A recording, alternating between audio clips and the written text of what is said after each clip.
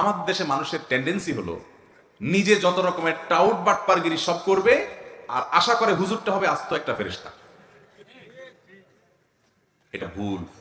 হুজুরও মানুষ, দিন শেষে ভুল হতেই পারে, এটাকে স্বাভাবিকভাবে নিতে হবে, এটাকে দোষের কিছু মনে করা যাবে না। তাহলে সেক্ষেত্রে সব ঠিকঠাক থাকবে। আর না হলে যে হাফেজরা চুক্তি করবে, আপনি টেরও পাবেন না। বুঝতে পারছেন? বেশি চালাকি করা যাবে না। তাহলে কথা হলো, ইমাম সাহেব যদি ভুল করেন মুক্তাদিরা লোকমা দিবেন। প্রায় সময় ভুল হতে পারে, কোনো দোষের কিছু নেই, কোনো দোষের কিছু নেই। মনোযোগ না থাকার কারণেই সবসময় ভুল হয় এমন না। বয়সের ভারের কারণে, শারীরিক অসুস্থতার কারণে, নানা কারণে হতে পারে। এ হওয়াটা দোষের না। ভুল হওয়াটা যদি দোষের হতো তাহলে নবীজির ভুল নামাজের মধ্যে হতো না। আল্লাহ তাআলা তার নবীজির ভুল হয়ে ভুল করায়া নামাজের মধ্যে প্রমাণ করেছেন যে তোমাদের ইমামদের এরকম ভুল হতে। কিন্তু এর মানে এই না যে ইমাম সাহেবরা দায়িত্বহীন থাকবেন।